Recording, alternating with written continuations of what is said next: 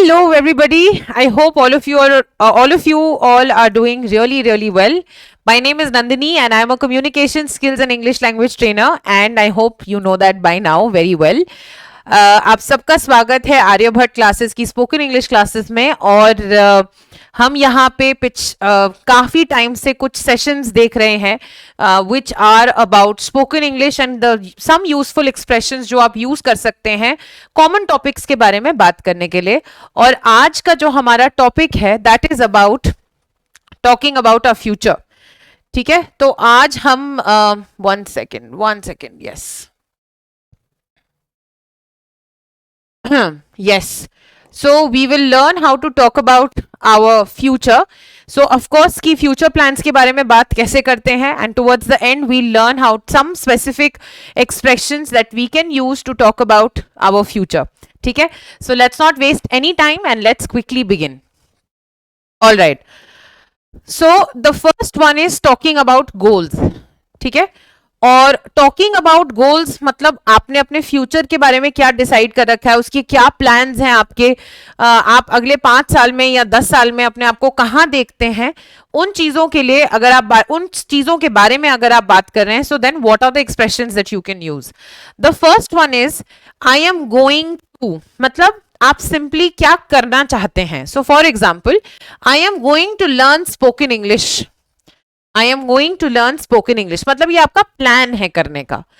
Then the second one is I am determined to dash, मतलब आपने ये ठान रखी है कि भाई ये तो मैं करके ही छोड़ूंगी। So for example I am determined to clear the UPSC exam, मतलब मैंने ठान रखा है कि मैं यूपीएससी एग्जाम तो क्लियर करके ही छोड़ूंगी। ठीक है, then the third one is I am planning to, planning to और आई एम गोइंग टू, ये चीजें हम एक प्लान है हमारा, हाँ हम उसके हिसाब से बात कर रहे हैं। So for example I am planning to drop this year and prepare for the SSC CGL exam, मतलब ऐसा प्लान है करने का कि भाई 1 साल ड्रॉप ले रहे हैं और एसएससी सीजीएल एग्जाम के बारे में प्रिपेयर करें। तो आपने देखा अगर आप सेकेंड सेंटेंस देखेंगे ये आपके दृढ़ निश्चय के बारे में बात कर रहा है, और जो फर्स्ट और थर्ड वाला है that is talking about a planning that you have in your mind. Okay, and the fourth one is I am thinking of dash, so I am thinking of learning a new language, मैं सोच रही हूं कि एक नई language learn कर लूं, है ना। तो ये चारों चीजें जो हैं फ्यूचर के बारे में बात कर रही हैं, फ्यूचर के प्लान के बारे में बात हो रही है। लेकिन ये वाला जो है I am determined to clear the UPSC exam, ये वाला जो एग्जाम्पल है ये आपके एक दृढ़ निश्चय के बारे में बात कर रहा है। ठीक है, so please remember the difference and use it accordingly. Now let's talk about जब हम गोल्स के बारे में बात कर रहे हैं एक इन एन इनफॉर्मल कॉन्वर्सेशन, ठीक है, फ्रेंड्स के साथ, फैमिली के साथ, तो कौन से एक्सप्रेशंस हैं जो हम उनके साथ यूज कर सकते हैं। Let's C,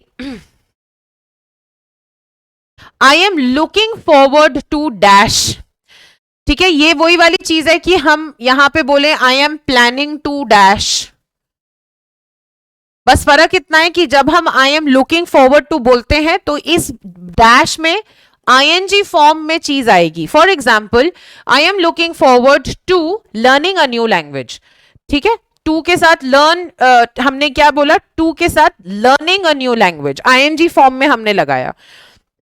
then I can't wait to dash, I can't wait to clear the SBI exam this year, मतलब अब वेट नहीं हो रहा है, जल्दी से एक चीज हो जानी चाहिए। अच्छा, एक चीज while I'm explaining all this to you in Hindi also, एक बात का ध्यान रखिएगा, अगर मैं बोलती हूँ can't wait to do something, can't wait का मतलब हो रहा है कि बस अब इंतजार नहीं हो रहा है, जल्दी से जल्दी ये चीज हो जाए। हिंदी में हम उसे वैसे ही समझेंगे, but when you are saying this in English, it also means that you are absolutely driven to achieve this, मतलब आपने बस ये सोच रखा है कि ये तो मुझे अपनी लाइफ में अचीव करके ही रखना है।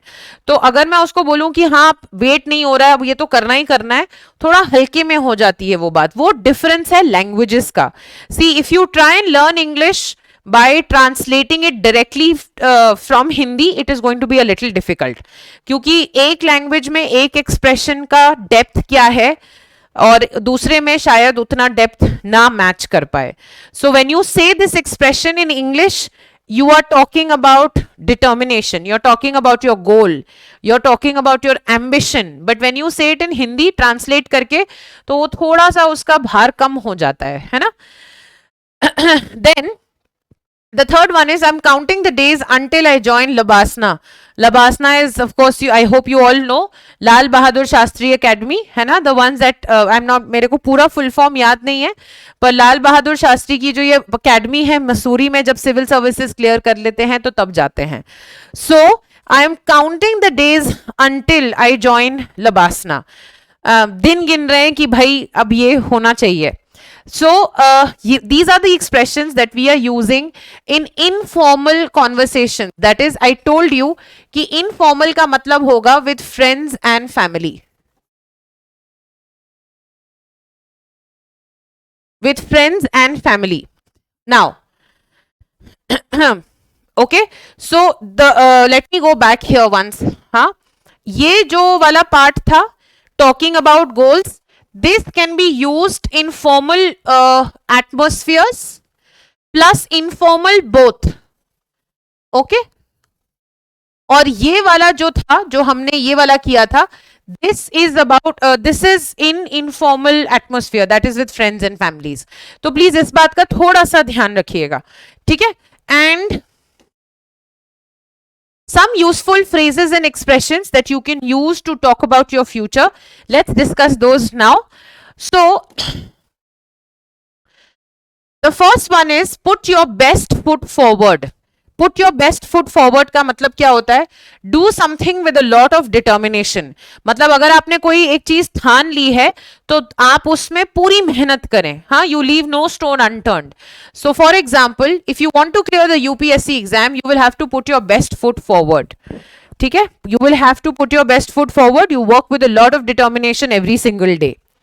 Then the next one is go all out for. For मतलब go all out for मतलब दिन रात एक कर दो. किसी चीज को पाने के लिए, किसी चीज को अचीव करने के लिए दिन रात एक कर दिए जाएं. और उसका एग्जाम्पल क्या होगा? He is determined and is going all out for the preparation of the SBA exam, SBI exam. I am sorry, मैं थोड़ा सा इधर आ गई हूं जिससे जाके आप लोगों को पूरा स्क्रीन नजर आ पाए. Okay, and then the last one is this. Give dash to give something all you have got. Do everything to become successful. मतलब जब हम ये एक्सप्रेशन कब यूज करेंगे, हम ये एक्सप्रेशन कब यूज करेंगे? तीनों expressions, put your best foot forward, go all out for, give something all you've got. मतलब अपनी पूरी जान लगा दो. अब हम किसी इंटरव्यूअर को या किसी को ये तो नहीं बोलेंगे कि भाई हम तो अपनी जी जान लगा देंगे, हाँ, जी तोड़ के मेहनत करेंगे. You can say all of that, right? But these three expressions essentially mean that कि आप पूरी जी जान से मेहनत करेंगे, आप एक डिटर्मिनेशन के साथ एक्ट करेंगे, and that is how you are going to achieve your goals. Okay, so for example, I am going to build this YouTube channel and give it all I have. मतलब I will not leave any stone unturned, हाँ, to make this YouTube channel a success. एक चौथा और add कर लीजिए, यहां पे लिख देती हूं मैं, leave no stone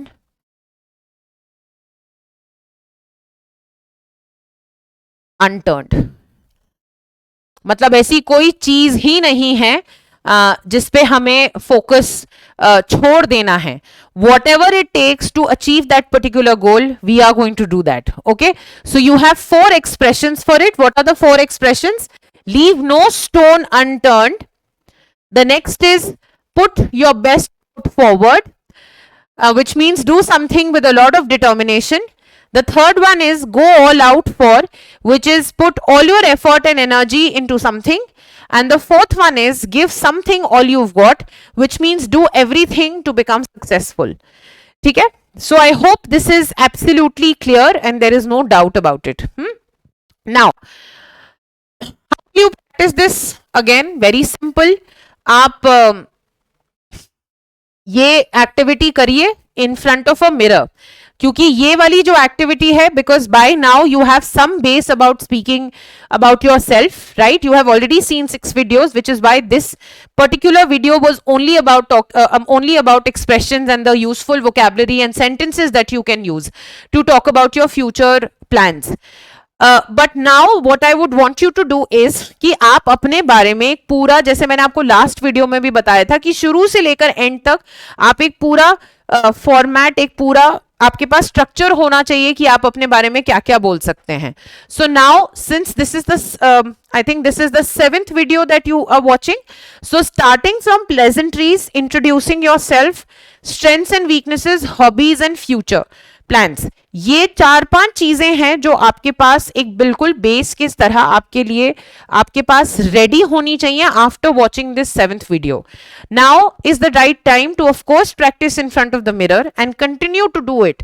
But what you also have to make sure is that आप जो आपके कोई फ्रेंड्स हैं, आपके दादाजी हैं जो ये सुन सकते हैं, या आपके कोई फ्रेंड्स हैं, कजन्स हैं, मम्मी पापा, whosoever, आप कम से कम 4 things. One was greetings, the other was introducing yourself, third was strengths and weaknesses, fourth is future plans. ये 4 चीजें तो आपको इनफैक्ट टिप्स पे हो जानी चाहिए after watching this 7th video.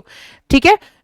जब ये आप कर लेंगे, यू विल अपने आप you will automatically start feeling more confident about speaking in English, because देखिए this is just the starting. Speaking in English is a long process ahead. अभी तो हम सिर्फ useful expressions पढ़ रहे हैं, अभी हमें बहुत कुछ चीजें पढ़नी है, and we have to come to a point in spoken English where we don't have to think and we can just speak, है ना? हमें ज्यादा सोचना नहीं पड़ता है, हमें डर ना लगे और हम बस बोल सकें.